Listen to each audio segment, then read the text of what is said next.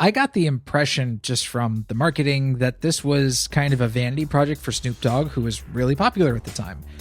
Thankfully, I gave the movie a chance and discovered that it's not really a vanity project for him, although he certainly plays a large role in it. It's instead something that was really breaking the mold of what popular horror was doing at the time. Greetings, loyal listeners and new recruits. I'm Drew Deach. I'm Travis Newton. And this is GenreVision. GenreVision is a weekly movie club where we discuss horror films, action movies, fantasy flicks, sci-fi cinema, and more. And it's time to continue our happy Halloween celebration this month with Bones, directed by Ernest Dickerson, a name that in a stronger, more loving world everyone would know as the director of Tales from the Crypt Presents Demon Knight. Also a great cinematographer. Shot Do the Right Thing, so if you're looking for the man responsible for why Do the Right Thing looks as good as it does, look no further than Ernest R. Dickerson, director of Bones from 2001. And another movie we've done on this show, Ice-T's Surviving the Game. Go listen to our Surviving the Game episode. But Bones is a movie that I remember coming out and seeing ads, and it was just, oh, that's the Snoop Dogg horror movie. That was it. I knew nothing else about it at the time. I knew it was poorly received critically. I knew that critics were not kind to it. And it was just roundly dismissed because it was like, oh, Snoop Dogg is going to make a ghost movie. Ha ha. And having no idea that Ernest Dickerson was attached to it and all this stuff. And then the Shudder documentary Horror Noir came out. And Dickerson was a talking head in that. He was interviewed for it. And they spent a little bit of time on Bones. And I was like, I love Demon Knight. Like, that's one of my favorite movies. And this is Ernest Dickerson with a pretty substantial budget. It's a New Line movie. I think the reported budget was like 16 million. Something like that. And it's him getting to do some wacky horror stuff. There might be something here. So I checked out Bones, and when Halloween came around this year, Travis was the one who pitched, like, hey, should we do Bones? And I was immediately like, yes, you haven't seen it. It'd be great to get somebody who hasn't seen it. This is only the second time I've ever seen the movie.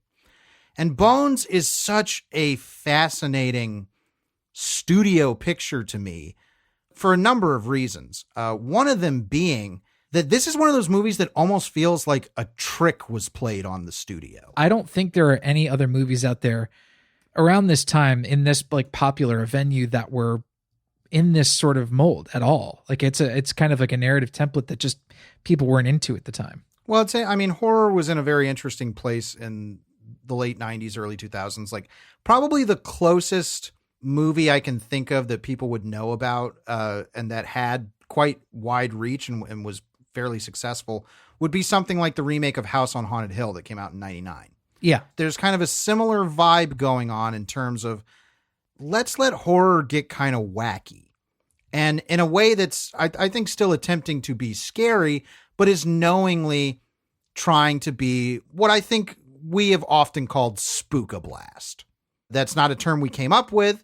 That is borrowed from the great Sam Raimi in an attempt to describe his Evil Dead movies. And Bones does become a spookablast movie, but it's also a movie that feels kind of old school in its approach, because while we were watching it, you made an observation, and I think it was a really telling one, in that we were maybe, I don't know, halfway through the movie or so, maybe more, and you were like, I like that this isn't a body count movie. Yeah, there's really not a whole lot of body count going on. As a matter of fact, I think for the kind of movie it is and how it's structured and like how popular it was sort of intended to be on the market, like it's pretty reserved in terms of its pacing. My understanding is that Dickerson had a more reserved approach to it when he did his director's cut, which unfortunately never saw the light of day. He never had final cut on the movie anyway, but this was something that was going to be, restructured a little bit for theaters. And luckily I don't really see a whole lot of seams of that. The idea behind all of this though, and there's not a whole lot of literature out here, is that it was probably come up with by two screenwriters, these guys, Adam Simon and Tim Metcalf, who, as far as I can tell, are both white guys. That's what I can see. So Adam Simon, he is the guy who wrote the Carnosaur screenplay. Okay. And then Tim Metcalf, he wrote Fright Night Part 2, the original Fright Night Part 2. Okay. He has a story credit on the original Revenge of the Nerds. Let's see. Oh, they both wrote The Haunting in Connecticut together. All right. I never saw that, but okay. A through line is being formed. Yeah. Oh, Adam Simon wrote Brain Dead, the movie with Bill Pullman and Bill Paxton. I've never seen that. Neither have I, but their box art is legendary in my head. And I think that's based off a story by Charles Beaumont, if I'm not mistaken. Or something to do with Charles Beaumont. Charles Beaumont has one of the screenplay credits on it. Right. I think it's like an old screenplay of his that they took out and dusted off and refigured. So I don't know whether or not Simon and Metcalf wrote this on spec or like what the writing story here is, because there's not a whole lot about the making of this movie out there on the web. So I would have loved to have done more research on it, but I just can't find what happened. Well, I mean, because this is a fairly forgotten movie at this point, and I think because if you look at the marquee of it, it's like Snoop Dogg, Bones. It's just going to be a blaxploitation riff. And what's interesting to me is that while it has that veneer, the style and the tone that's going on in Bones is about as far from blaxploitation pastiche as you can get. In all honesty, this is like Ernest Dickerson fooled New Line Cinemas into letting him make an Italian gonzo supernatural movie. Yeah, I mean, there is a really unexpected level of Italian influence in the filmmaking. I mean, there are some really, really obvious influences, like, the whole sequence from the original Suspiria where there's like maggots falling from the ceiling. That's done in this movie too, but there's just the same concept to a much grander degree. So his influences are apparent. But the way that he works them in is it's all pretty clever. And then that's interwoven with some very strong blaxploitation pastiche, with flashbacks back to the 70s. And those are so much fun. So much fun. The entire attitude of the movie is really enjoyable. Right from the outset, we get a pre-credits in which two people go up to the haunted house and get done in. One of them gets pulled into the dark doorway, and his fingernails claw at the threshold and leave these big bloody marks. It's great. Oh yeah. More specifically, it's two white guys in a black neighborhood who are looking for drugs. And this is all going to thematically tie into this idea that we see so frequently, thematically in blaxploitation of like wanting to clean up neighborhoods and like new drugs moving in and, certain forces wanting to have control, dealing with certain crooked cops, things like that. Like all of those blaxploitation influences work their way into this movie and they feel very organic. So it's all there from the beginning. Yeah. I mean, Bones is a blatantly political movie in terms of what it's talking about, in terms of this. There's this neighborhood that, as we see in the flashback when Jimmy Bones, played by Snoop Dogg, was kind of king of the castle, and it seemed like he was very magnanimous with the neighborhood, giving out money to people. He seems to be a benevolent gangster. That's kind of like his whole vibe. Yeah, but we see that the neighborhood is vibrant. Kids are playing jump rope on the sidewalk. It's cliche, but it directly tells you what it's trying to say. Flash forward during this credit sequence. What I love about the credit sequence is it has this, great track, but then it goes on and then the score creeps in and it gets more sinister. Mm-hmm. And as we get that sinister feel, we see the degradation of the neighborhood, and the final shot of the credit sequence being this wall where it just in, a time lapse, we see graffiti take over the wall until the last piece of the graffiti is just bones. There's like 2 title drops in this, which is fun. It's fun. Well, they say bones a lot. If you thought we weren't going to say bones a lot in this episode, they say it even more in the fucking movie. It's pretty great. I think as far as the basic story, it's that there is a young entrepreneurial black man who is going to revitalize this haunted he doesn't know it's haunted. He just bought it really cheap. And he's going to turn it into a nightclub. And at the beginning of the movie, there is, of course, a lot of harbingering going on, which what I mean by that is there are characters who are clearly like, you shouldn't be in that house. There's one particular character who lives in an apartment that overlooks the house. And at the beginning of the movie, he is seen shooting at this black dog. that will come into play later. And he, shouts down at them something to the effect of like, you kids shouldn't be in this house. This is, it's bad news. And of course we know that means that there's a bones in that house. There's a bones in there. And what it ends up being is and something again that I like about this is that it reveals the story of the ghost in a really confident, structured way. Oh yeah. And it takes its time doing so. We know exactly what's going on. We know this is Bones starring Snoop Dogg, and the flashback sequences, the many flashback sequences, the extensive flashbacking lets us know, like, in no uncertain terms, this is the furthest thing from a mystery. We know this is Bones hunting these kids, these 4 young enterprising people, one of whom is Catherine Isabel of Ginger Snaps fame. Nice to see her. That's true. But we know from the beginning that's like, oh, this ratty like gnarled old black dog that we see in there. It's like, oh, that's just Bones. That's Bones. Well, and we see a bunch of like Sam Raimi Ramocam stuff of like flying through the house, Bones vision. There's a door that's got a lock on it that's pounding. We see great shadow ghost CG in this. There's a really interesting approach to using digital effects, but there's tasteful usage of it. So there's a lot of apparitions in this film. There's reflections and shadows and different ways that bones or like supernatural forces appear in the film. One of them is like shadows stretching across the wall when characters aren't looking. And it's very, very classical. And I think knowingly cheesy, but the way that it's pulled off is so fun. You see, the souls of the damned reaching out from the shadows. It's like, oh, that's a fun textural element. It's really cool. And for as much digital stuff that's going on here, there's some really cool practical stuff we're going to talk about too. Oh yeah. Well, there were at least 2 fake dogs that they had to build for this movie. We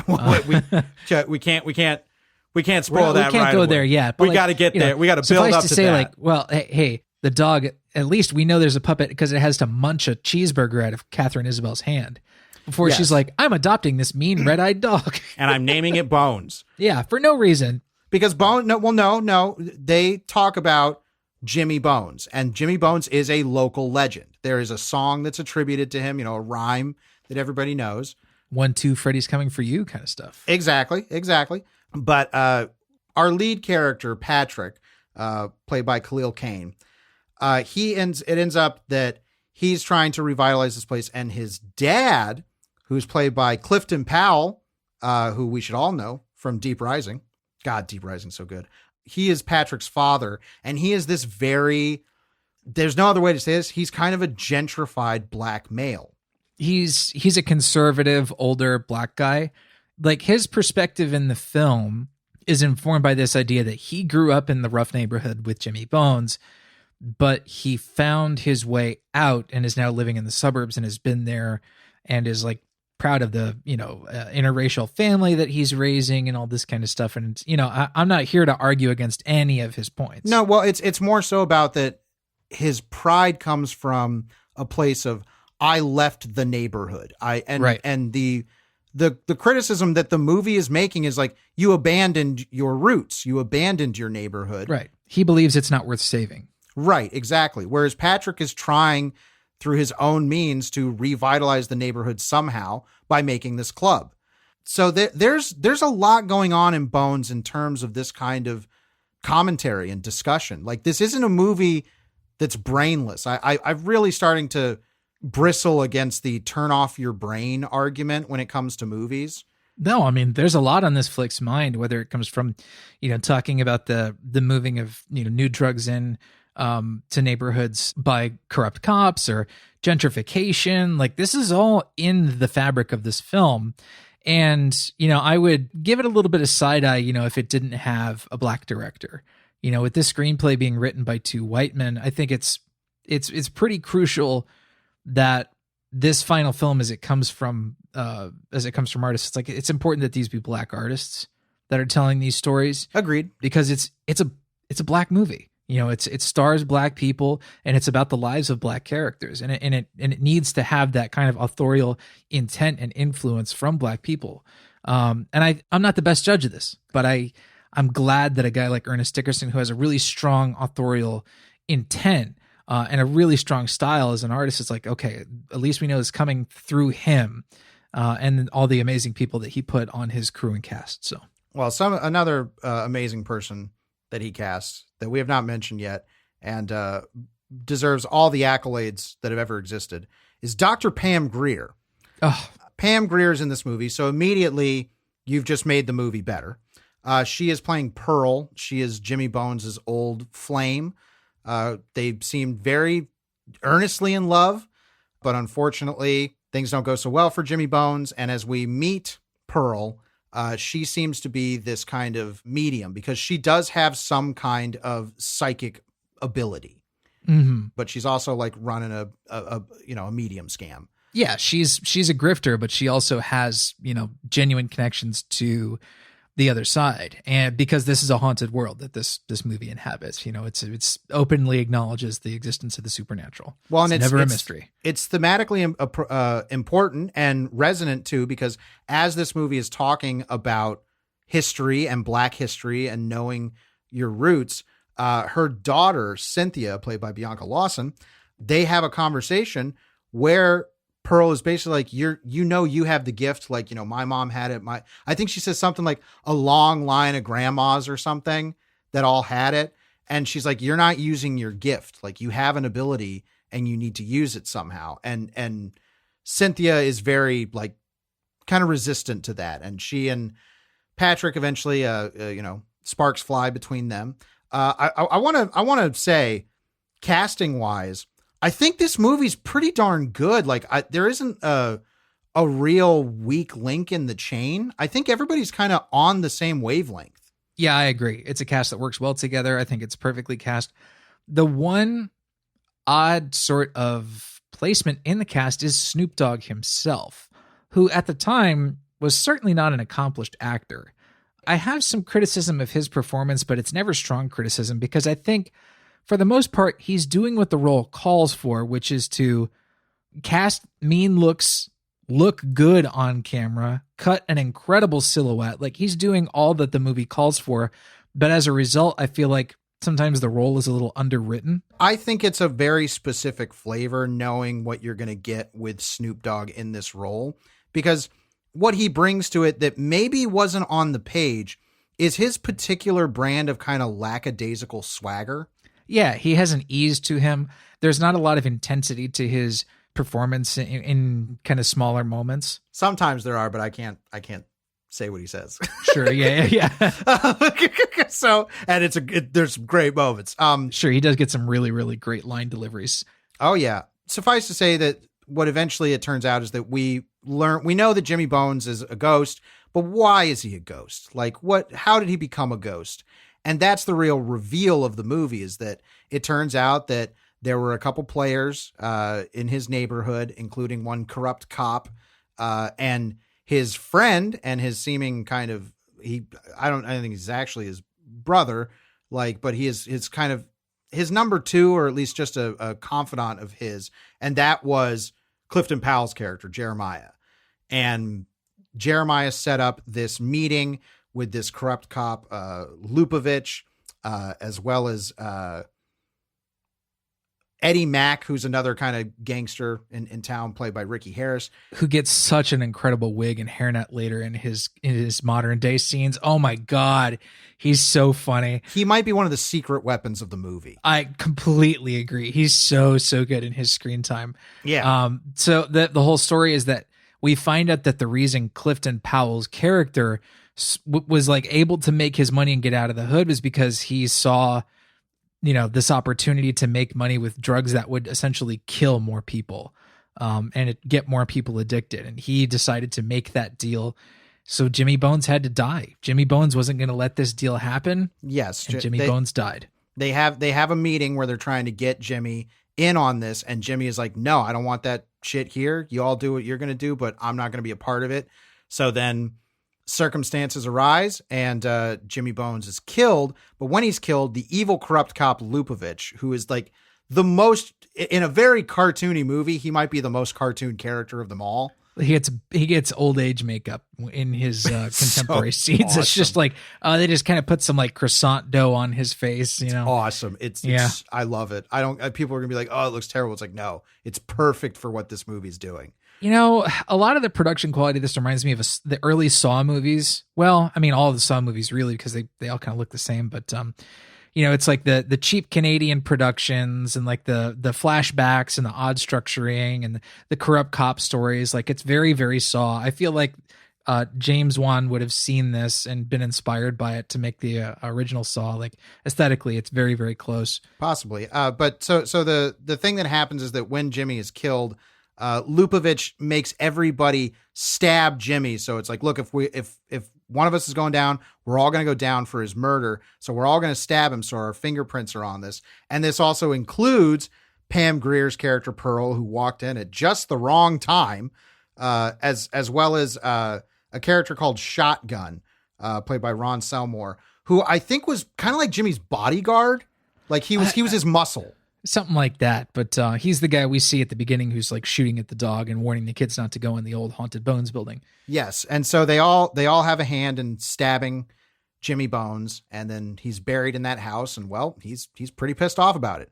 And so once our kids open things up and they discover Jimmy Bones's boneses, they have unleashed his spirit in full. He shows up before this, but it doesn't seem like he has a lot. He's not able to physically do anything. Yeah, it's like the only form he can occupy that feels like tangible in any way is the dog. Like he can't really appear as himself in any kind of substantial corporeal way. Well, it becomes clear that he does need to murder victims in order to get his full powers back. Yes. So he can appear as the dog, or he can appear like there's the one friend who's laying in the bed and listening to music and doesn't see that there's all these just souls like clawing at him. Yeah, the hands from the walls of the city of the dead. Yeah. Yeah, and then he looks up and there's a mirror above the bed and Jimmy Bones' big face, and he's like, get out of here. Which is awesome. But yes, eventually once they take they take the knife out of Jimmy Bones' bones, and then they also take one of them takes a ring off of him. And this pisses him off to no end. He eventually, I believe through the dog, he is able to murder his first victim. Yeah, he starts eating people. Well, this is when they have opened up the club, and the club is bumping on its first night. And one of the friends who earlier they were in a van and they were eating fried chicken together. I believe this is the character of Maurice, who's played by Sean Amsing. Earlier there, I think they're talking about Colonel Sanders. Something like that, yeah. And he makes the comment of the gangster of love don't eat no fried chicken, or don't need no fried chicken, something like that. And he is tempted into a room by a sultry she-bones. Yes, this is Bones in she form. And when he gets in there, She-Bones turns into a dog and proceeds to attack him and eat him.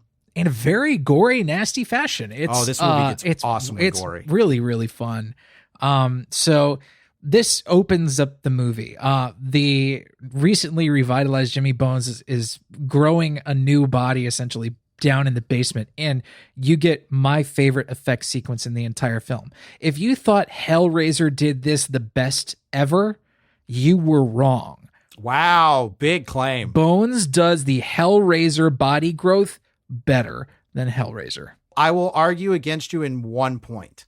It doesn't stick with the formation totally. He has to like kill a couple, like two people, I think, and then we cut back to him and his body's forming more. But it's an awesome effect. Like, yeah, it's so baller. Love it.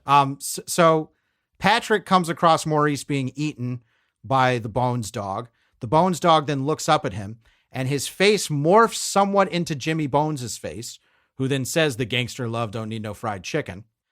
Then the dog chases Patrick, and a moment happens in this movie that is, bar none, one of the greatest sequences we will ever talk about on this show. Simply has to be seen to be believed, because the first time Drew showed it to me, completely separate from the movie, I was gobsmacked. So the dog places itself in front of Patrick. There is a great close-up of the dog's mouth, and there are a couple maggots poking out of its jowls. We then cut to a glorious puppet dog head that opens up its mouth like it's a Tasmanian tiger, and it just rocket vomits a torrent of maggots onto Patrick. Now, that's phenomenal already. Amazing. And then it does it again. Folks, this movie hits critical mass at this moment. From this point on, all bets are off. Yeah, I mean, like the reactor is like fully shaking and the lights on the panels are glowing at this point. Like it's so fun from this point forward. So, I mean, just think, from a screenwriter's perspective, how this sequence has to appear on the page. You have to, in the year 2001, when CG was really fucking hit or miss and mostly miss, it's like, okay, how do we take this dog's 3-dimensional head and morph it into a 3-dimensional head that isn't Snoop Dogg's head, but also isn't a dog's head, but is somewhere in between, and it looks funny and is able to deliver lines? Like that's a really high bar to clear. It's impressive for the time. The moment works because of like just how sheerly audacious it is. So in this moment, if you're any kind of student of Italian horror cinema, what happens is that this absolutely gargantuan amount of maggots that have been vomited out start raining down on the club goers. Now, this is a very infamous moment from Dario Argento's Suspiria, in which it's just magical maggots that are, there's no dog barfing them up. But this is kind of I think the definitive wink to the audience, the horror audience that knows this is like, this is what we're going to be doing from here on out. And it's going to be wild. Yeah. So upon eating Maurice and gaining, he gets his muscles back, I guess. Yeah. Well, I mean, he is able to leave the house. That's the biggest thing. Yeah. He can walk around outside now. So then it becomes the revenge movie. It is Jimmy Bones is going to go to each person that was involved with his death and get his revenge. And this sequence that pretty much runs up to the end of the movie is just filled with the kinds of things that we'll probably never see in a major studio horror release ever again. Probably not. There are these two comedic characters that pop up. I believe they're in the opening. They're in the pre-credit sequence when the two white guys come to buy drugs. And they're like, yeah, go around the corner and pull the brick out of the wall and you'll find it there. And I believe that they work for Eddie Mack. Probably. Yes, that's what, because there's a scene where they come to him and they're trying to, right. They're giving him some money or something. So they run into Bones on the street and Bones turns them into blood silhouettes. We cut to him kind of like outreaching his hand to them or something. Then we cut to a wall and we see at first where it's just their outlines, and then a giant blood cannon fills in the outlines with them. It's a CGI gag, but it's so cartoonishly funny that it's really shockingly awesome. Loved it. It also helps that the dialogue throughout all of this stuff is downright fucking hilarious and really good. And knows it. It's having so much fun. Oh yeah. Well, Bones comes up behind these guys and they're talking about like selling him drugs. And he's like, you want to get high? He's like, no, I get a natural high, a supernatural high. Oh, it's delicious. I'm literally rubbing my hands together involuntarily because of like how good this is. Well, and now we just get a succession of this. This is your slasher montage essentially, in which Bones visits each person and kills them in extremely fun ways. Maybe my favorite moment in the movie is when he goes to Eddie Mack. We've seen Eddie Mack earlier, and he's got this little, bar, pool table type bar. Little white girlfriend. Yeah. He's got, I got myself a Marilyn Monroe hoe. It's tickle your little pink tweeter all night. Another one of these just crazy lines that the movie can pull off because it has all the intention to do it. What's the line he talked about? He's talking about his shoes as snakes. Oh yeah. I can't put these remember. Snakes to work. The dialogue in this is so fun. I think he's talking about kicking somebody's ass, and he says, "I'll put these snakes to work." Yes, it's so knowingly crafted to emulate that blaxploitation style that you feel stuff like Rudy Ray Moore poking through in those moments. Well, yeah, I mean that'll be kind of the best reference point for people. Something like Rudy Ray Moore, or probably more appropriately, the thing that most modern white audiences have seen, which would be Black Dynamite, as sure. Yeah, that was pulling from stuff like the movie Willie Dynamite or Disco Godfather, that kind of stuff.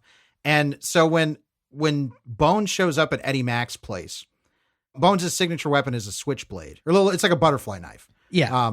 And he's walking towards Eddie Mac and he pulls his butterfly knife out. And as he's walking, he stabs it into a pool table and keeps walking. And the pool table just starts spurting out blood. This is like the image that stuck with me so much when I saw this movie the first time.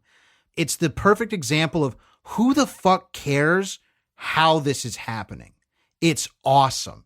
It's such a cool stylistic statement. And that carries through in other realms. For example, the blood in this movie is that like Italian, what's it like, tempera? It almost looks like red tempera paint. Yeah. It looks a lot like it does in Suspiria. Very opaque. Yeah, I mean, it's something that, again, I think most people will probably see. It's like, oh yeah, it's the kind of shades of blood that Quentin Tarantino likes to use in a lot of his movies, because it harkens back to that very 60s, 70s, ultra, Technicolor blood look. Yeah. And it tells you, it's like, this ain't striving for any realism, anybody. It's super, super stylized and stylish. I mean, Dickerson knew what the fuck he was doing here. He spent the money so well. And then, so we get some great kill scenes. Like Eddie Mac shoots a mirror and the glass shards fall, and then Bones levitates them and they impale Eddie Mac onto a wall. Then he cuts Eddie Mac's head off. Oh, I did not expect this to happen. And then Eddie Mac's head continues to offer commentary. Yes. So good. So eventually Bones gets revenge on everybody, but then he's going back to his palace, which ends up being a portal to the city of the dead, which was mentioned, I believe, in one line prior. I did not expect this element of the movie at all. I did not expect for our characters to like cross the threshold into the city of the dead. And like, this is a really grand change in the movie. Like the way that these sets are lit and shot is like, oh, like, wow. Like I can tell this movie did this on the cheap, but damn if it's not doing it well. Well, and it sets that up with like, I love this movie so much. When they are approaching the house, there is just everything all of a sudden is lit green. Just cause. There's no other reason. It's like, yeah, that's spooky.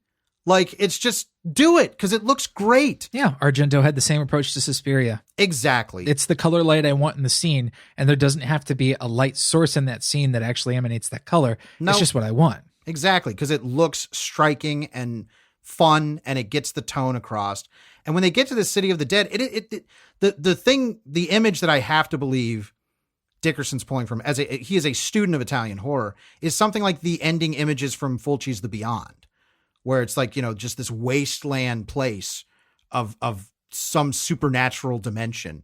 It ends up being that Pam Grier, Pearl's daughter, Cynthia, is Bones' daughter, and that he is trying to, after having his revenge kick, he wants to have his daughter with him, and that they're going to, be together. They can rule the galaxy. Exactly. And that he spared Pam Grier because even though she was one of the people that was made to stab him, he knows, he wants her too. That's right. He's like, we can live here as a family in the city of the dead.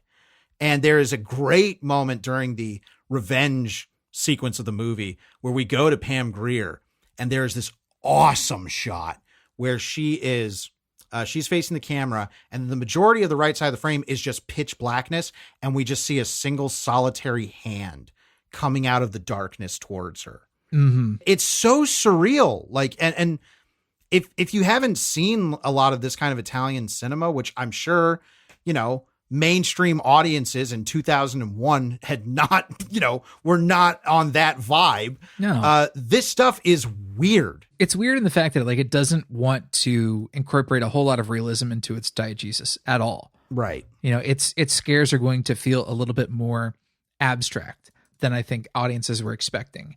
And I still look back at the horror landscape at the time this came out and I'm thinking, no wonder this movie like didn't find purchase. Like it just didn't really fall into an easily definable category.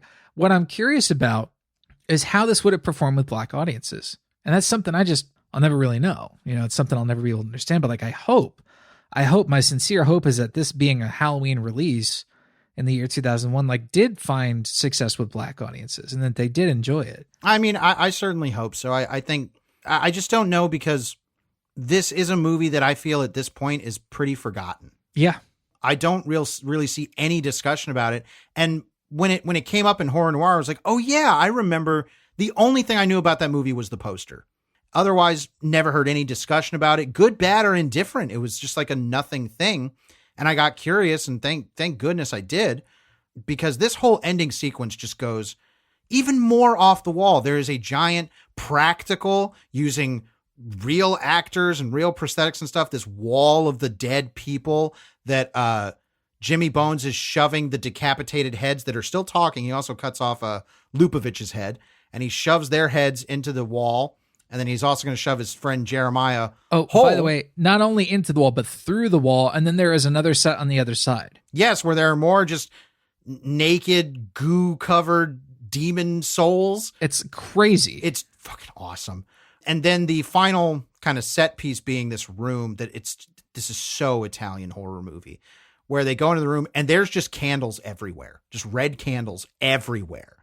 Just because it looks fucking cool. Yeah, of course it does. Like, there's no need to be like, wait a minute, how did Bones light all those candles? It's like, this is so awesome visually. It's a City of the Dead, motherfucker. Like, yeah, and anything can, and I love actually during that scene as things degenerate and Bones becomes more angry, the candles are melting. Oh yeah. Which is like, oh my God, this is so good. They do a makeup on Snoop Dogg here Yes. that doesn't work great. It works okay from the front, but from the side, it tends to bulk out his face so much because they gave him the sunken. They're trying to make it look like skull. Yeah, well, they give him like the sunken eyes, but I mean, you can't carve into somebody's face to create negative space. You have to build up and build out, and it's not quite great because he's so, Snoop Dogg at the time, it was a really lean guy. He still is. He's always been, and he just has a very distinct face. Like, yeah, it's always been easy to tell, like, that's Snoop Dogg. He's got an iconic profile. Yeah, exactly. But I want to jump back because I don't want to. This is the only time we're probably going to record talking about Bones. This movie is also very aware of itself as a horror movie, because when Bones shows up at Jeremiah's house, I'm glad you're bringing this up. Thank you. Jeremiah immediately has the cliche line of like, "How did you get in here?" Which you've heard a million times. I mean, it's a great Naked Gun, one of my favorite Naked Gun gags. And Jimmy Bones immediately is like, really? That's what you want to know in this moment? How the fuck I got in here? And he just it's so fucking great. It's such an acknowledgement of like, we know what we're doing and we know the tropes and we want to absolutely just tear the script up and go absolutely nuts with it. Well, it's also just a good, character beat for Clifton Powell's character.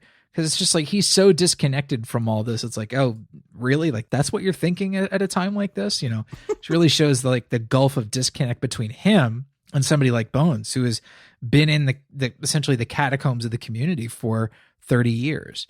So much fun. And I can't believe I overlooked this movie for this long. It's a shame. It really deserves rediscovery. Well, and unfortunately, I believe there is a Blu-ray release of it. The Scream Factory, yeah. It's Scream Factory, so it's out there. And my goodness, like, I'm so glad we picked this for a Halloween celebration month, because this, to me, maybe more so than anything we do this month, is the most like Halloween. Like, its tone and style and attitude are just so joyous about all of this. It has the Halloween feeling. Yeah. It's celebratory. It never feels like it's trying to be grim or like, ooh, we're gonna really scare you because this is so scary. And it's like, no, it's like, yeah, this is scary. Boo, we got you. It has a lot of fun while also having a lot of shit to say. And it's crafted well. Like, it's a well-crafted movie. It's a well-crafted script. I am so bummed. Like, well, I'm bummed that this isn't more revered and rediscovered than it is, but I also get it because it is wild. And I think it crosses into an area, especially for horror, that is kind of by design niche. Mm-hmm. It's something that, unless you're a big breakout of something like, an Evil Dead movie, this kind of stuff is going to be too off the wall for most people. It's why a lot of people think most Italian horror movies are bad because it's like they're just so way out there. But once you actually study the subgenre and watch a lot of stuff and you see a lot of the similarities and their approach to this kind of stuff, this is doing it with such love and affection for that kind of horror movie that I'm surprised it's not. I mean, again, I think the veneer of it being a quote blaxploitation movie, it's like, it's not really that. It's an ode to Italian gonzo horror, which you know, go listen to our Beyond the Door episode. Yeah. Or the Visitor episode. The ways in which it blends Italian gonzo horror and blaxploitation creates a really delicious mix. Like it's two great tastes that taste great together. And that I think is really my ultimate pitch for Bones. Like it's the mashup of these two things that deserves your time. And we won't spoil it, but another perfect ending. Oh yeah, another great ending. So yes, Bones, please watch this movie, rent this movie, buy this movie digitally. It's unfortunately not available on any streaming services, but my goodness, give this movie some love. It so deserves it. In a better world, I want this to be an October staple for a subsect of horror fans. I really think it's that good. But now we will move over to the shelf, where we pick a movie that acts as a good pairing or substitute for our main topic. And the shelf is a collaborative effort. We're all making the shelf together. So you can go to GenreVision.com and comment on the post for this episode with your own shelf pick. And if you leave a shelf pick, we will feature it on next week's episode. Travis, what are you going to pull off the shelf for Bones? It's an anti-shelf pick this week. I thought, what are some movies with kind of like similar ideas and similar images and, kind of similar plot points. And I couldn't help but think of Hellraiser 3. It's a bad movie, but if I were watching Hellraiser 3 and thinking of shelf picks for Hellraiser 3, I think I would now probably think immediately of Bones. So at the beginning of Hellraiser 3, we pick up with the Pillar of Souls, I believe it's called. So Pinhead was trapped in this pillar at the end of Hellraiser 2. There's blood that gets on the pillar in Hellraiser 3, and I think it's this guy who's trying to open up a nightclub. And another nightclub. Yeah, and him and a couple of his buddies get turned into Cenobites. Like there's one with CDs, and there's a guy with a videographer that has a camera head. It's like a total Martini mixer Cenobite's my favorite. Stupid. It's such a misappropriation of all the cool things about Hellraiser. It's a bad and stupid movie. I'll probably end up watching it again someday because it is not fun. As you're talking about this, I'm like, I've only ever seen Hellraiser 3 once. So I'm like, maybe I need to revisit this. I think I have one more watch of it in me because there are worse Hellraiser movies, certainly. Oh, by far. By leagues are there worse Hellraiser movies. So I don't know. Maybe you and I will do that on an upcoming night. Hellraiser 3. That is my anti-shelf pick for this week. What are you pulling off the shelf? Well, I want to recommend a film that Ernest Dickerson himself would recommend, and he has. You can go listen to this on Trailers from Hell, and it's an appropriately an Italian horror film. This is Cemetery Man, also known as Della Morte dell'Amore, of Love and Death. That's Amore. Well, yeah. Well, that yes. Bells.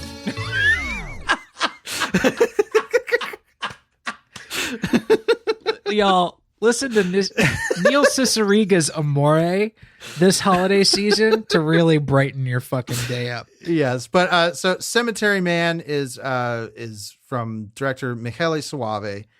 This is his masterpiece. I'm so bummed because he is part of. I mean, he was a student of Argento, and was making movies as the Italian film market kind of these movies weren't making money anymore. They were bottoming out. And it's unfortunate because I think he is one of the best to do it. He's got another movie called Stage Fright, which I really like. It's also known as Aquarius. But Cemetery Man, I think, works for Bones because it's a weird, wild, knowingly comedic experience in which Rupert Everett plays the groundskeeper, essentially, of this graveyard, where if you bury anybody there after so many days, they come back as a zombie and he has to shoot them in the head to put them back in the grave. And as that goes on, it turns into this kind of weird meditation about life, love, death, all this kind of stuff. It's a very art housey movie, but it's also an extremely funny black comedy. And the ending is going to be one that it's such a statement of an ending, and it's one that people will be like, what the fuck? And it's very cliche in some ways, but I love it.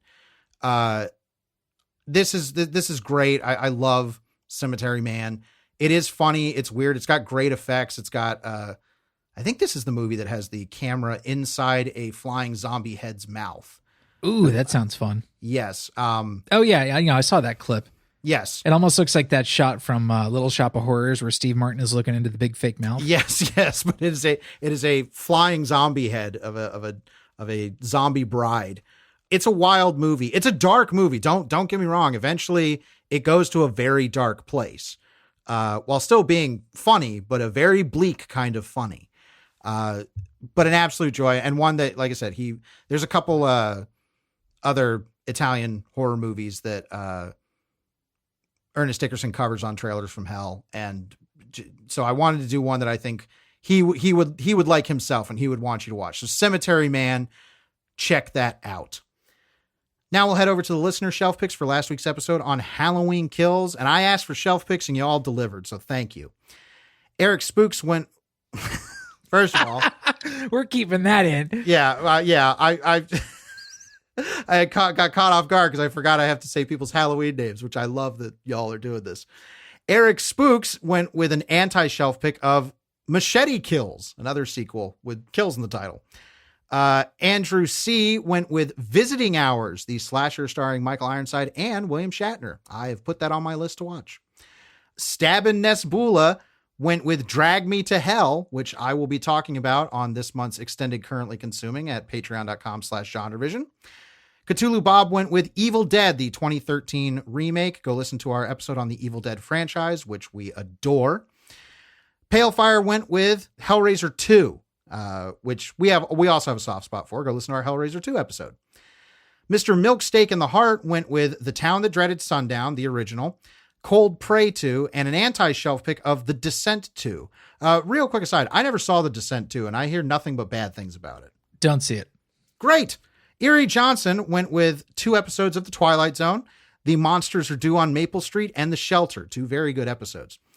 JT's evil twin TJ went with Jaws 2. Made a great connection of like, hey, a sequel with where the villain has a burned face. Burn half of their face. Go listen to our FinFlix episode on Jaws 2. Also, Thor: The Dark World, villain's got a burned half face. What do you think? That's true. Yeah, it's so that movie's just as good as Halloween Kills.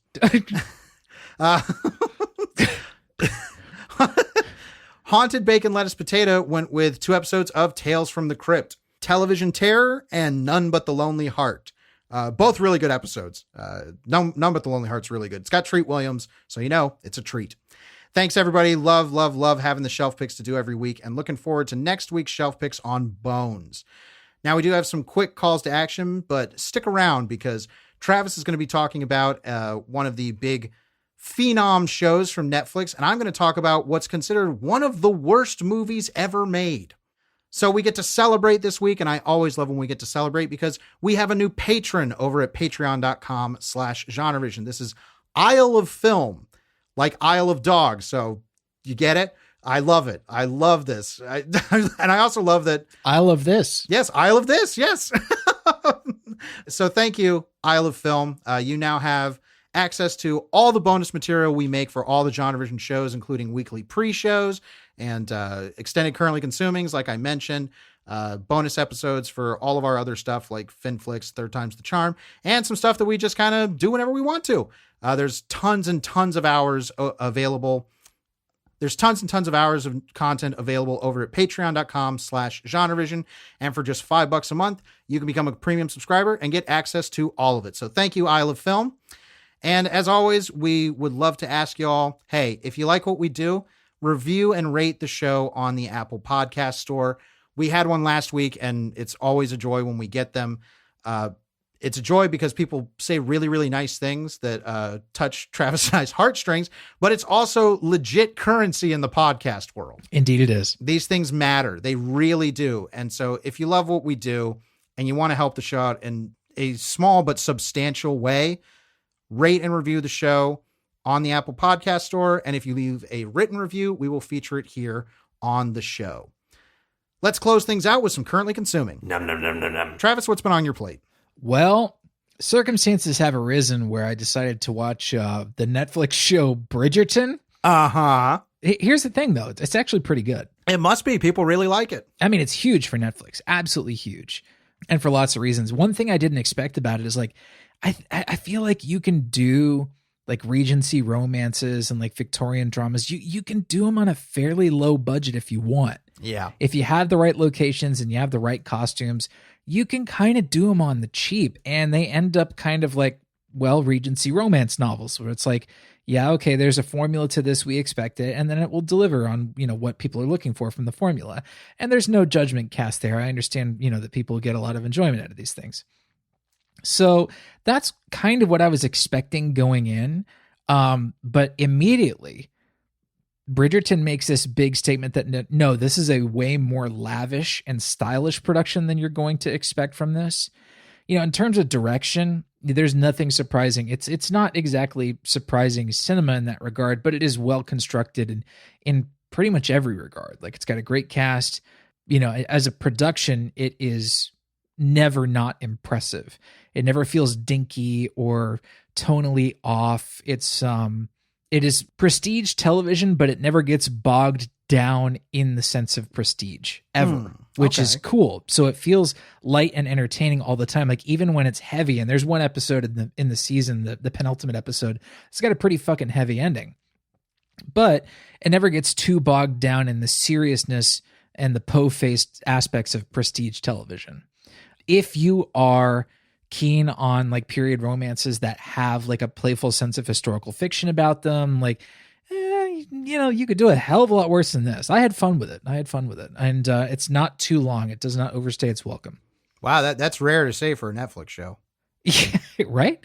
Thankfully, this does not feel like the 8-hour movie, I watched it. It helps that I did not binge watch it. I actually watched it over the course of several weeks. I would assume then it doesn't have the Netflix problem of like, man, this lasted 2 or 3 episodes just too long. Well, here's the thing. It's a Shondaland show. So it's just, and having Shonda Rhimes on board as like this big, creative force in the show, it's like, okay, you can kind of know what to expect if you watch the other Shonda Rhimes shows. So it'll deliver on a lot of those kind of like Shondaland pleasures. But, as a Netflix production, it does not fall into the Netflix trap of a lot of their shows. Like, you and I finished, I finished Brand New Cherry Flavor, which I was really looking forward to, but it's like 2 or 3 episodes too long. 3 probably. Like, it would have been, if it had been shorter and punchier, I would have been way into it. But I was expecting, like, I didn't actually know that the series order was only 8 episodes. I was expecting 10. So I was like, okay, how are they going to draw this out for 10 episodes? And they didn't. It ended when it was supposed to. It was like, oh, yeah, okay, this feels correct. So I'm happy with it. I have at this point no reason to decline watching the second season, which will be out next year sometime. Well, and now for something completely different. I watched what is widely considered one of the worst, at least mainstream studio movies ever made.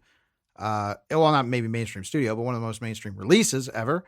This is an Uwe Boll film. This is Alone in the Dark, one of his countless video game adaptations. I don't know when he became like the tax shelter video game adaptation guy, but I had always heard Alone in the Dark was just absolutely horrendous. Like, just a total, I think it has a 1% on Rotten Tomatoes for its critics score.